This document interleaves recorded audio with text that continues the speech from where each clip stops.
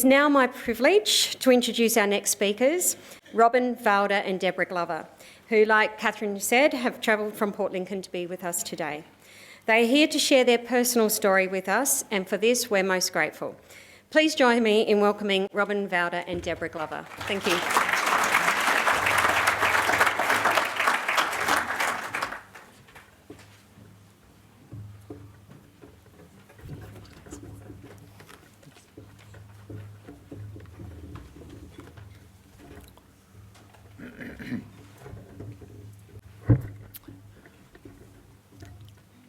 What a silly place for a bloke with dementia to be in.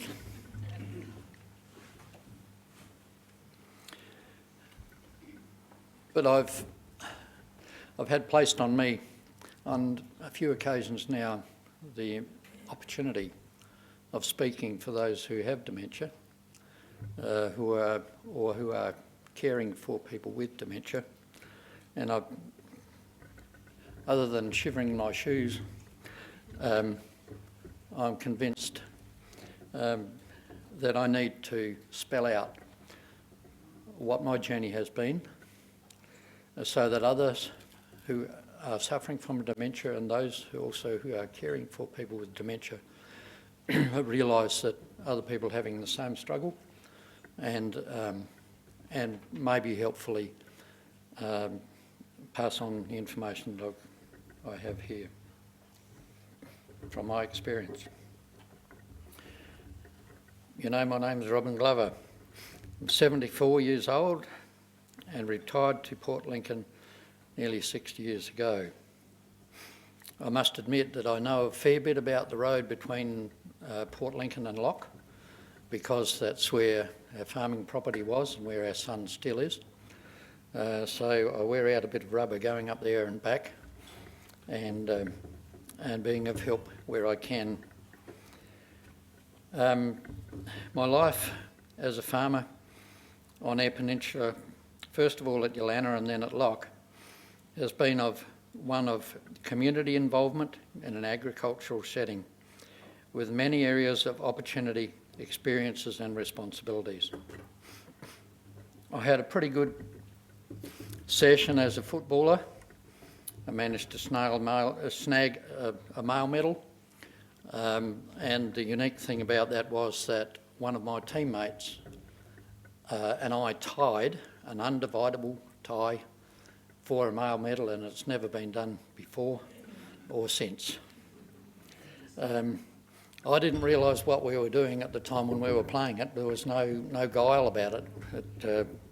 It's just something that I think you've all got in your lives, a moment that you didn't realise was going to be so memorable, and that's one that stands, you know, I'm glad. So I was a footballer. I went on to be a football trainer when, that's on the medical side of it.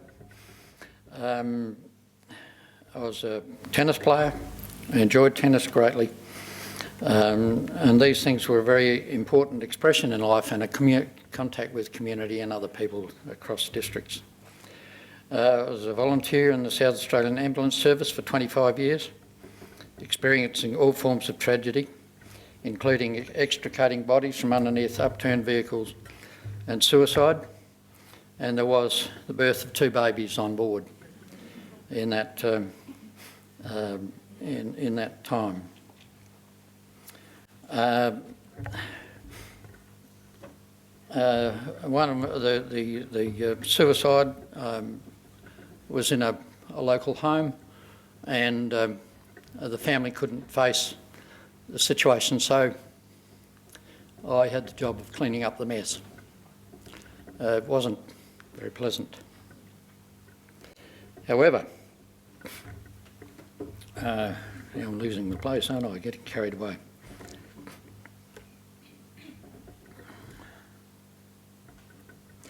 I had many opportunities of leadership in organisations, school council chairman and various other things like that, and at state level through the Uniting Church, I was instrumental in getting ministry for the whole of Eyre Peninsula when ministry was required, and the minister or the congregational wellbeing was under the banner of being chairman of that. So, and of course there was church services to be taken and all those sort of things that fell with that.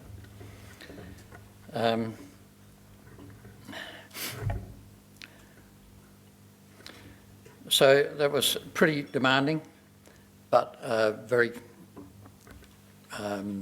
fulfilling. I felt as though I was doing something that I could do for the community.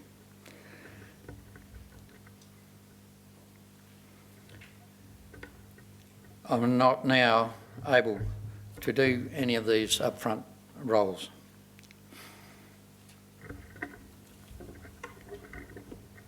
My mind has no clarity and is scrambled, as I think I'm displaying fairly clearly right now. My first realisation that I had a problem with memory was when a request was made for me to exercise some of my previous public roles. I found myself unsure that I could fill the tasks required. It was like I already knew that my roll call of what I needed to express would not come out at the appropriate time. I valued the tasks too highly to feel that I would not do justice to the opportunity. My fear was really real. I determined my best option was not to continue in those roles. It was at that point that I knew something was changing with my memory, and I started calling it my forgettery. It was a joke, but it wasn't, if you understand what I mean. It was deadly serious. Although functional things could keep on going, it was just things that had to be remembered weren't being remembered. Some time later, I'd moved from being totally active and residing on the farm. When our son got married, we moved to the adjoining town, and for something to do and to help the community, Vowd and I started making tarpaulins for trucks, and some of those trucks suddenly grew longer and became semi-trailers, and can you imagine a 30-foot roll of tarp, 12 feet wide, and making that from a great big sheet into something that had a pipe each side and was sitting on the top of a truck so you could roll it on and roll it off. And we did that very well for a time, and I accolade Vowd for coming along with me, and we had quite a little enterprise going there. And then I started to find out that if I got up on the top of a truck or semi-trailers, I had to take measurements for the distances between the sides and the centre pole and so on. And I'd go up there and measure it, and by the time I got down I'd forgotten it. And so that was a shot across the bows, but tried to ignore it for a reasonable amount of time, and then it got to the point when it wasn't funny, and we determined that we had to stop that enterprise. And with it goes your usefulness to your community and the satisfaction of being able to create stuff. So, you know, your self-esteem goes down the gurgler, if I can put it in those terms. So we knew there was something have it going really wrong, and we I don't know, was the GEM team right about that point? You'll share that. So I've got a backup plan here.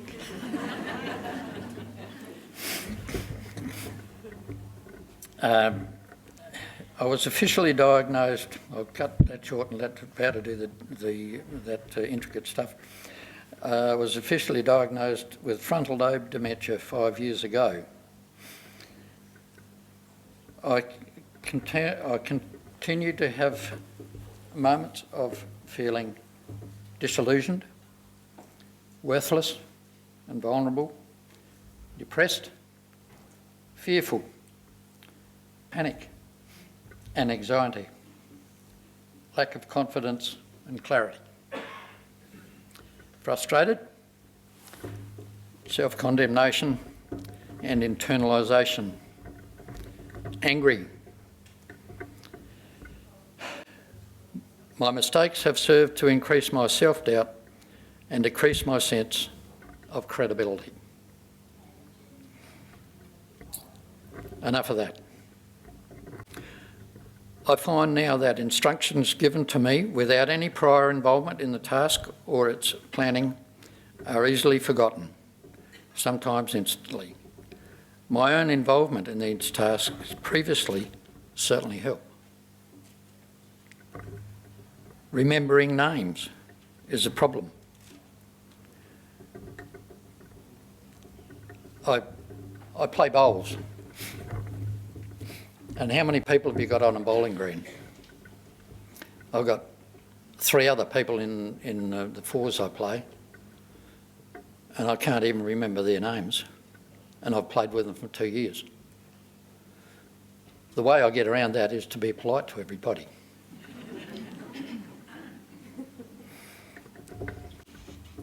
And I was very conscious of that early, and I made it known. There is no escape, because if you don't tell them, they're darn soon going to find out. So you might as well be up front. But it's humbling.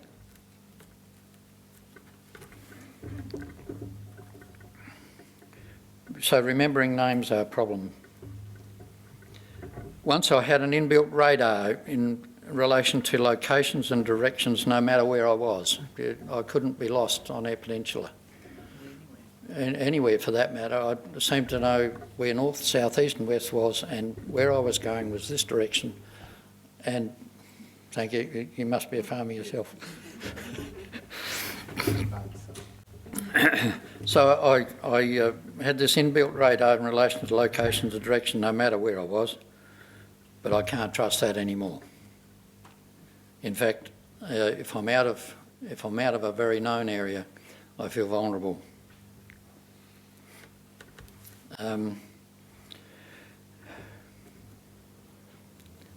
Events that I have experienced are better remembered than verbal information. That verbal information, if it doesn't have a root, a touch point, just vaporises. And I'm losing my place here too.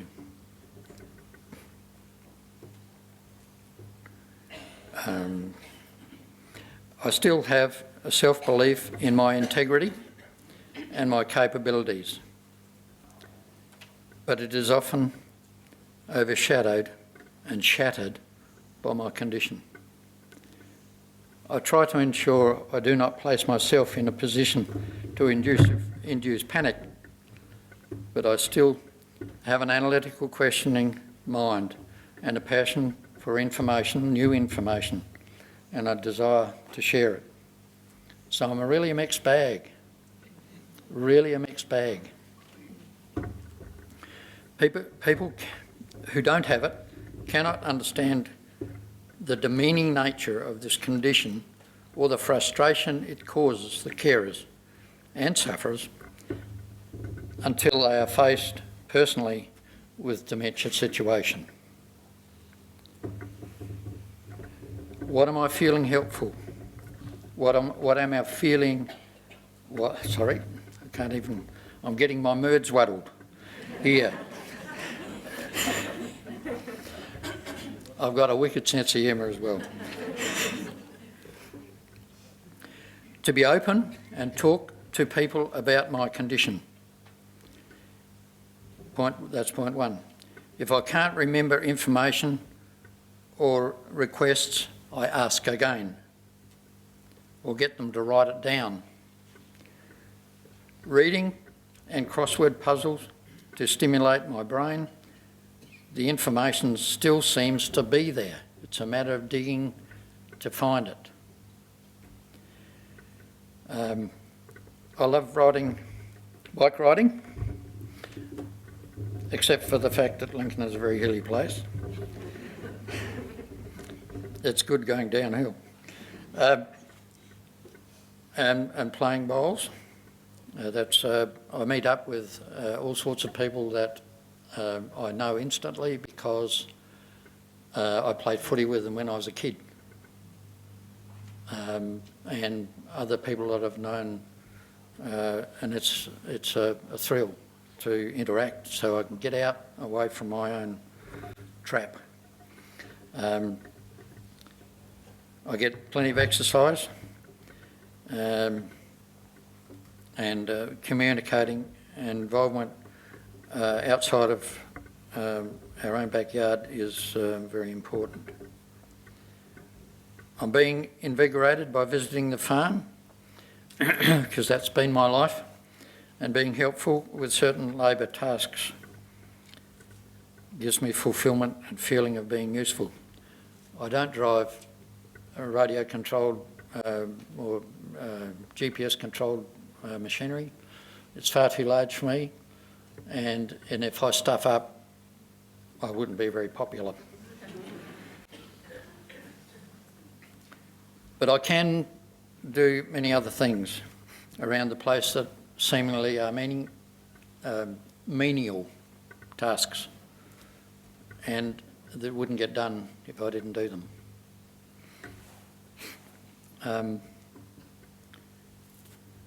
So I get motivated, and going to the farm is a very great help to me. And I thank I'm indebted to Karen that he leaves me tasks that I can do, which is very helpful. I'll give you a bit of an example that sticks in my mind and grieves me greatly, but it's highlighted. I'll just give you an example. Communication is not always clear or understood. One of the things I do is sheep movements, because if you keep a mob of sheep on a paddock too long, you eat it out and it's no good for anything. So you rotate the grazing areas the sheep have got. So I was given a list of instructions because I already knew that I couldn't remember them all. So I was given a list of instructions, and away I went on I don't know, it was a four-wheeler motorbike to do these movements. And there were several, and we got a code for our paddocks, so I wasn't confused. I'd built the paddocks. I'd put the fences in for the paddocks, so I knew where I was. So away I went, and I was cock-a-hoop because I had this list, and I'll move this mob and I'll move that. And then I thought, well, that's good for those two, but there's 3 more movements somewhere, so I fished in my pocket for the where's the note? Can't find it anywhere. Oh golly, I've been covered all the bases, and I've got this bit of paper somewhere. I can't find it. What do you think that does for a person with dementia? So eventually I bit the bullet and turned around and I went back and said, look, I've stuffed up. I've got to just tell me what the paddocks are again, will you? So away I went, and I completed the job. I felt about this high, and that I'd betrayed.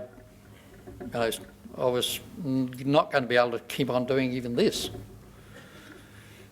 Well, that evening,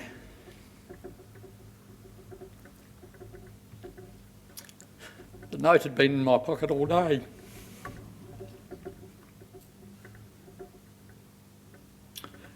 I'm reminded occasionally that I've done something that I don't know that I've done. And honestly, I can stand here and say I'm afraid that I will do something that I don't know I'm doing, and it will be devastating to something or someone. How do you build your self-image up after that?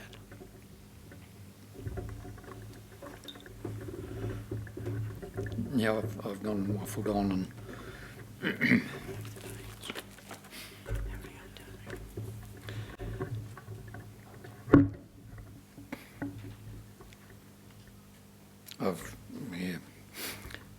Okay, we'll leave the farming stuff there. We've recently done a trip, in light of all that confusion that I've loaded onto you. A little while ago, Vowder and I went for an extended trip to Europe. It was 2 weeks in a tour bus with a group of 40 or so, and then a cruise up the canals. Given my state of affairs and my fear of being disorientated, I thoroughly enjoyed that. And if I've got a forgettery, a lot of those things that I've seen will not be in the forgettery department. So things experienced, individually experienced, beat hands down material that you read about and a hypothesis about.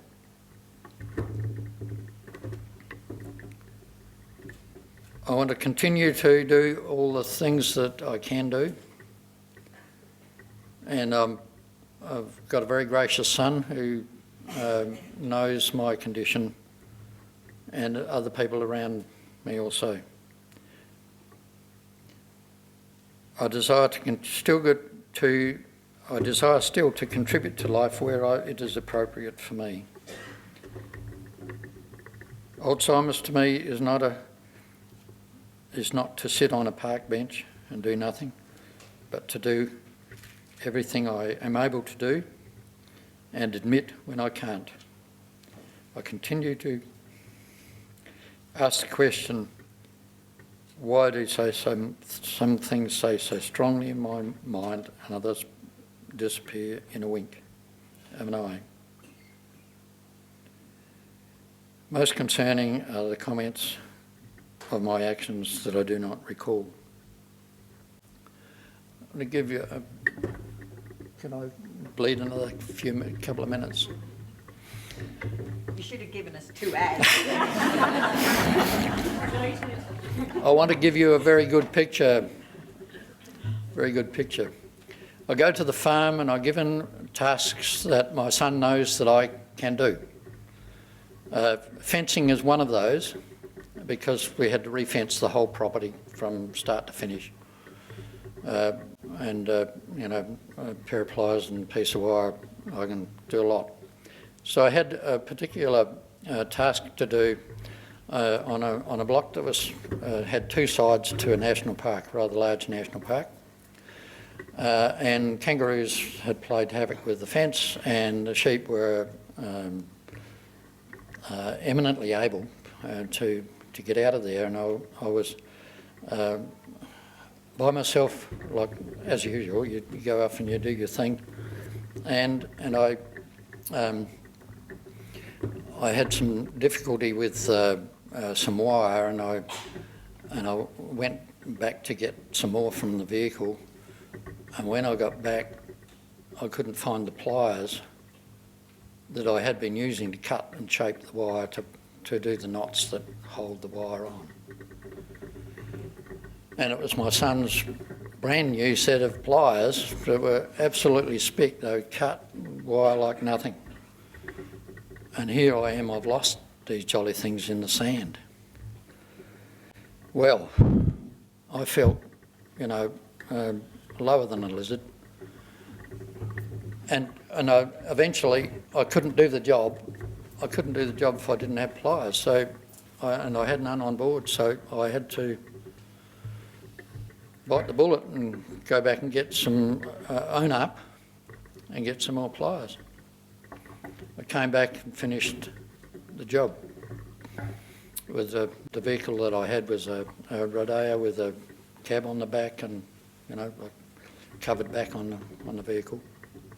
So 3 trips. up and back the road I went to get to Port Lincoln and back, and one day here down in Port Lincoln, I was walking around my vehicle and the pliers were on the top. They'd been up and back the road 3 times.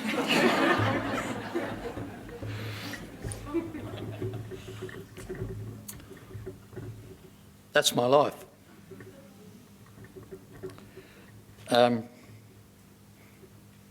So I really am a mixed bag. I'm very glad that we've had the GEM team with us. Not that they can turn the tide, but to help us understand ourselves to a degree, and to give us some, the cohesion of bringing people together like this, I think, is terribly important.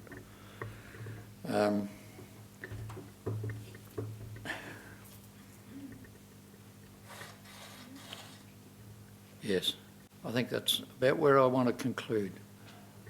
I see that so many of you are maybe on a parallel journey. Hang in there. Do what you can while you can, and enjoy life as much as you can. Thank you.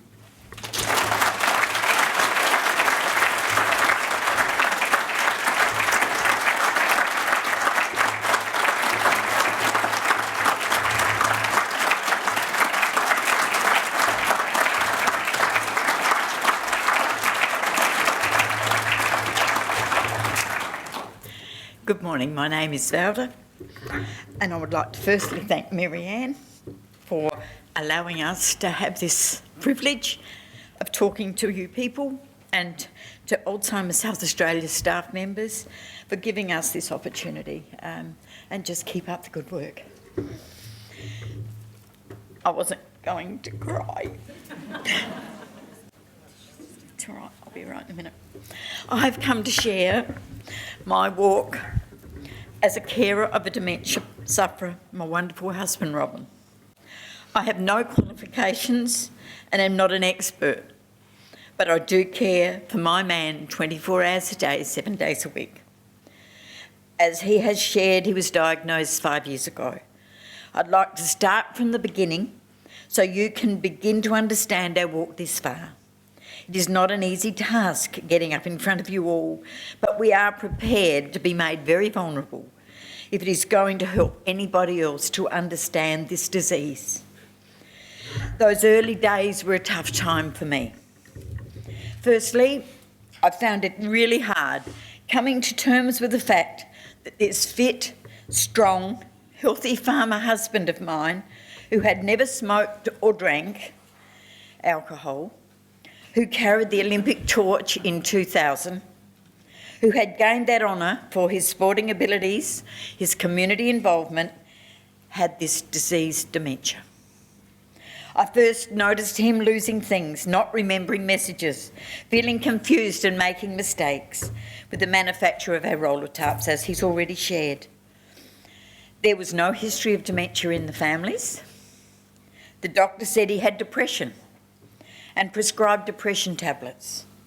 He wouldn't believe me. Some family and friends saying there was not a problem. I started to think I had it. It was quite a lonely time while seeing these changes in my husband. It was only living with him and working with him that you could recognise he had this problem. And I will say the GEM team in Port Lincoln were a real lifesaver. These women came to our home and assessed Robin. It was only then that I felt some people believed me. Yes, there was a problem. After a CAT scan, we made a visit to Dr. Faisal Ibrahim. He is the most incredible man. What a delightful person. So understanding and helpful. Absolutely the right person. We both came away from feeling our visit with him having a much better understanding of this terrible disease. Now we understand that Country SA Country Health SA are considering cutting off the funds to Port Lincoln, so that if any other people are going to have to come to Adelaide, and I don't know if you know how far Port Lincoln is away from here, but it is most untenable, and we're trying to fight this. We've had the GEM team cut back to one person 1 day a week from 4 people, and Faisal has been coming over, and Faisal is trying to fight for this also, but he's within them, so he's got to be fairly careful what he does, so I'm his mouthpiece at the moment. So it is really quite a dilemma when I don't think they understand the enormity of this disease. The patch Exelon was prescribed, but after some 4 months, he had an allergic reaction, so that Denapazil tablets were prescribed. We have no proof that they are helping, but we'll continue to use them. Our family and close friends have seen Robin deteriorate gradually, but he is able to still have meaningful conversations and generally, initially, seem fine to those people he comes in contact with. What we have made sure of is that we are transparent. In the past, there seems to have been a stigma about this disease, and we are trying to break that stigma. I am trying to help people understand the person with the disease and not steer away from them. Some people feel they do not know what to say to him. Education seems to be imperative for those we come in contact with. It is not easy living with this disease, and I'd like to share some of the situations a carer has to deal with. Like not to get angry and frustrated when I have to tell him sometimes the same thing 7 times in 5 minutes. A real sadness to see my competent husband relying on me for his security and most of his needs. The carer has to deal with all the financial and living matters.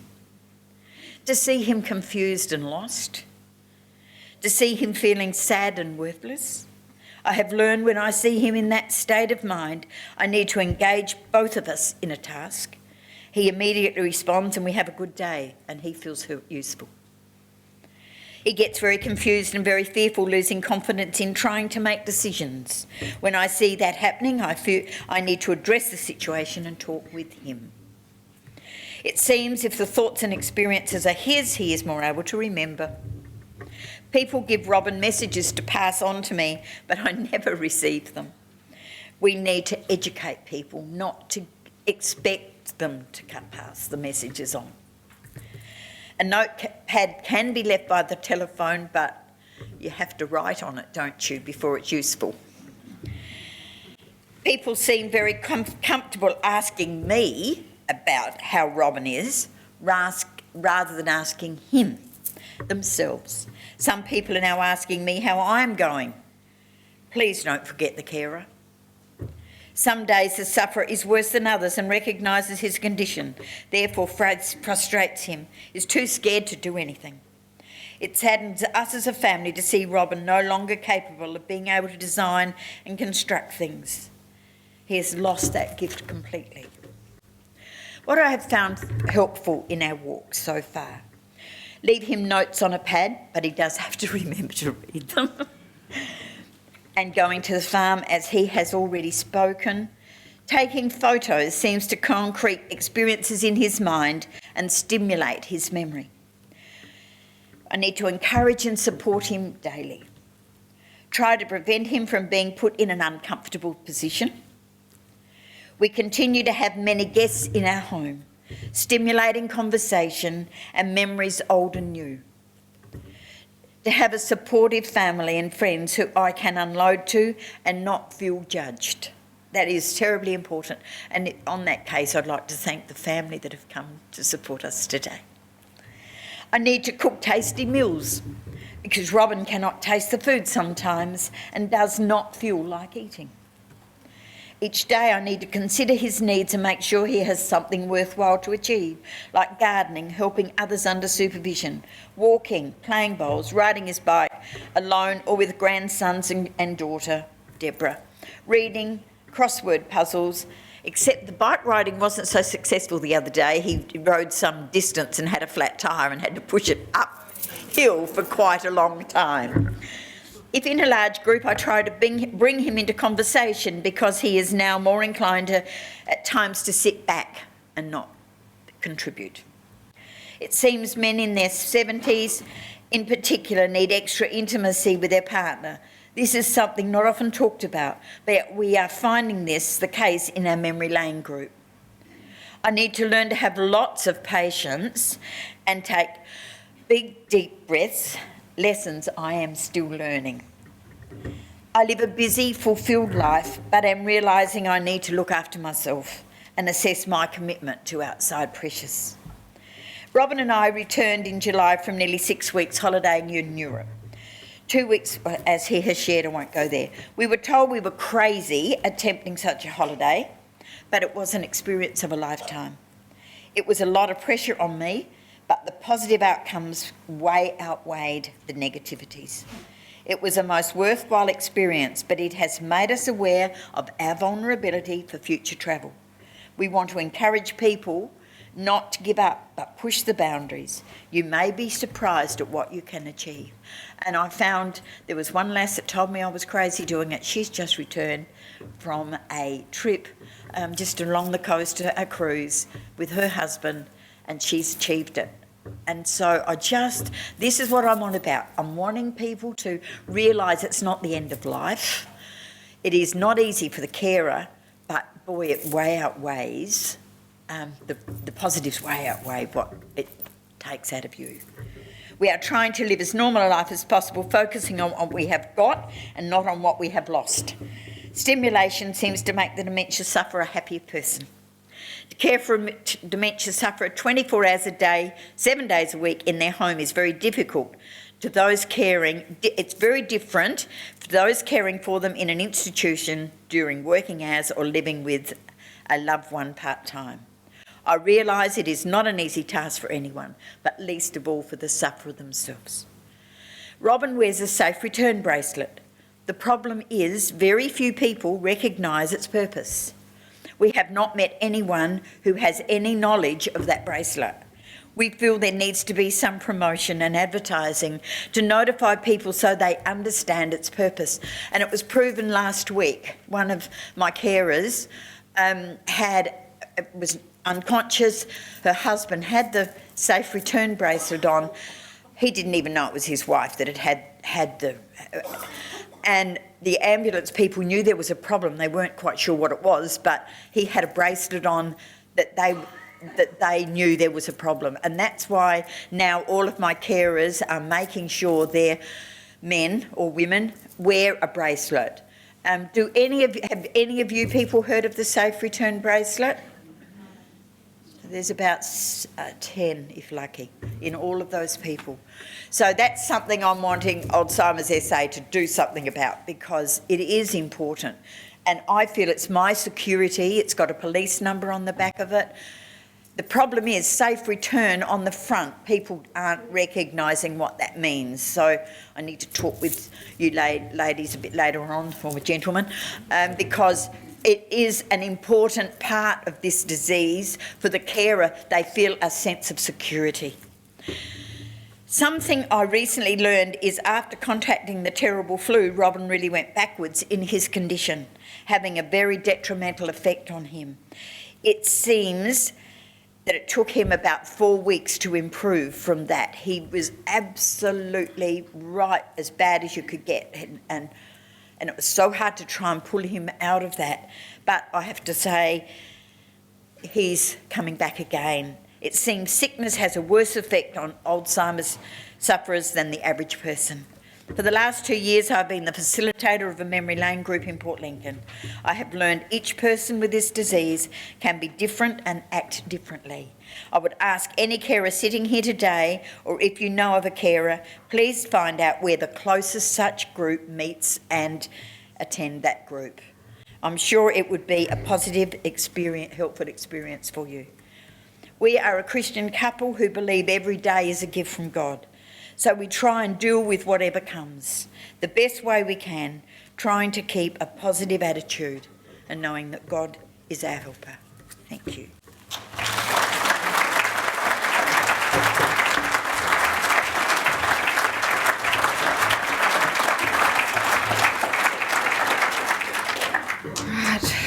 timing myself. Anyway, I just want to thank you for the honour of speaking today. It's very humbling being amongst a diverse group of people. I'm sure some of you are dementia sufferers, some of you are carers, and some of you are healthcare professionals, and you're all at different stages or have experienced different stages of dementia. We're at a certain stage of dementia. I'm very well aware of that. Dad's is a slow developing stage type, and so if you take 6 months increments, you can see the deterioration of Dad. But it's been not in a bad, not in a. I always say things and. I've still got a sense of humour. I'll touch on that later. But anyway, so my name is Deborah, as you know. I am the middle child of Robin and Valda Glover. I have an older sister, Joanne. She's married and has got 6 kids. She runs a family business in Port Lincoln. And then, as Mum and Dad were alluding to, my brother, he's married, running the family farm. He's married with 3 children, and I'm it. Okay, so our immediate family are close and loving. If you haven't picked that up, that's what we are, and I'm very grateful for that. We've been through some really hard times, not only in dementia here, but we've had some really hard times in the past, and that has given us a good step for this. We do communicate really well together. Sorry. Take a deep breath. Yep.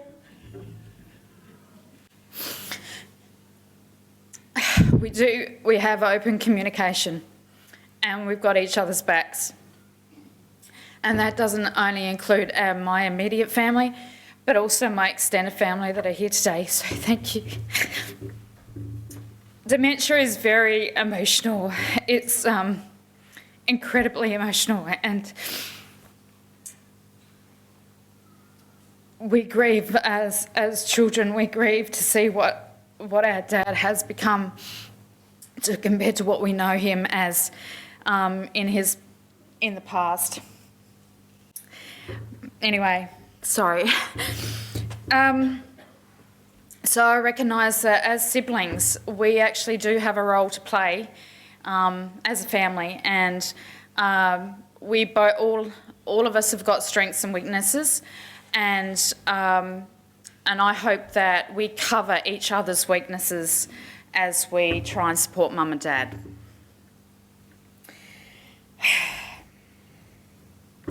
And we do actually communicate really well between ourselves, us siblings, and that's including the in-laws too. They're an amazing support for us as their children as well. Karen, my brother, as Dad has alluded, has bore the brunt of Dad's condition, so he was probably more confronted with it earlier than what I was and my sister was. So Dad has alluded to some of the mistakes he's done on the farm, and he did set up a unique paddock system, and so when you're confusing paddocks and sheep, those mistakes can have consequences of delaying and adding to the workload of my brother. So it can be quite stressful for my brother. And it's really hard for him sometimes to see what he knows. He's worked with Dad all of his life, and he's 40 plus. And so it's really hard for him to see Dad degenerate like he has. But my brother is, as maybe males, they don't talk about it a lot. But Karen focuses on what Dad can do, and that's something that I've learnt from Karen, and he works out a strategy of how that is implemented.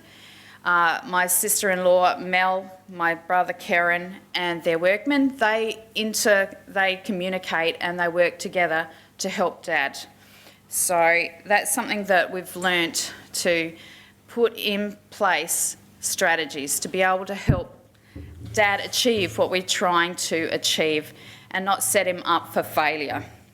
Because there are times we set them up for failure, which doesn't help how they feel. And this has to be adjusted according to the development of the dementia. So one strategy might work that month, but may not work 2 months down the track. So it is a fluid situation. As I said earlier, my sister, my brother and I do grieve for the loss and deterioration of the dad that we had, that we respect and incredibly love. It is a process of grief in this journey, which is hard to confront emotionally at times. Dad is a statesman and a leader, which he quietly achieves. He doesn't like he doesn't like drawing attention to himself, but he just quietly achieves and does what he needs to do. But when he speaks, you better listen. He speaks with wealth and depth of insight, and he always has, and I have an immense respect for him on what he does have to say. He's an introvert, he thinks, and then he'll speak his piece. Mum's more extroverted, if you haven't figured that out yet. But they are an amazing couple. They are a powerhouse couple that haven't not only just affected Port Lincoln or Loch, but has affected the whole Eyre Peninsula. So my attitude is to embrace and value the opportunity of time that I have with my dad now, to enjoy him as he is now, to focus on what he can do, not what he can't do. And we need to adjust our thinking of how we set up the activities or how we do life. We can't leave him alone in an activity. We have to actually work alongside of him now. At one stage, we could leave him to do some stuff, but now it's getting to a stage where we actually have to be there present. And I'm constantly asking myself this question: what are the strategies we need to put in place to help Dad? And it also is aiming to keep the dignity of Dad, trying to keep the person I know Dad is and was and still is, even though the deterioration of the disease is there. I think that's important. I recognise the importance of existing systems, support systems outside of family in Dad and Mum's life, friends and community associations. It helps our family to have other people to share some of the load. As a family, we can't meet all the needs of Mum and Dad. Also, it is imperative for Mum and Dad's their mental, emotional and physical well-being, having that extended support system outside of family. I think it is important to keep open communication lines with those support systems. So we actually do communicate with our friends and some of the associations that they are affiliated with in Port Lincoln. So observations of Dad. They've pretty much covered it actually. Confused, unable to verbally express what he wants, and then gets frustrated about it, and gets angry, he gets depressed. He can remember what he was capable of doing in the past, so he can remember what he was able to do. And it's quite demoralising for him to not be able to do that with his current state. At times there is no sense of physical direction, he's alluded to that. Lacks confidence, afraid of making mistakes, and he'll constantly ask the same question at the same time, within several minutes, as Mum had said. One thing I did notice that I think it's when the plaque attacks the brain cells, and you'll have to correct me, right, he actually has turns, what I would call turns, and that's when Dad will get dizzy, he'll get nauseous, and sometimes he'll fall. So, yeah, he gets a physical reaction to when the plaque attacks the brain cells. He struggles with and withdraws from crowded social occasions, even family ones. Getting a word in our family when we have gatherings is a high call, can I say that? There are more than 4 conversations going at once, and the decibels are up, and you have to nearly yell at each other just to get your conversation across, and it can be quite entertaining at times. Can I say our family's not boring? But as a family, we're aware of that, and we actually take him aside and do one-on-one conversations with Dad, just even within our family's interaction. And he does really well on one-on-one. Crowds he does tend to withdraw from that. So we focus on that. So, observation of Mum. Mum experiences the direct impact of Dad's dementia. So it is imperative to care for the primary carer as well. You need to give them respite from the intensity of their situation. There are times when I'm so I'm just about 4 blocks down the hill from them, and there are times when I'll hang out with Dad and Mum is off doing her thing, going out and about. And that gives Mum peace of mind. And I'll just text her and say, I'm with Dad. Yeah, and she'll have a couple of hours respite before I have to go off and do work. So she's challenged by the changing roles, and she's already alluded to that as well, to the partnership.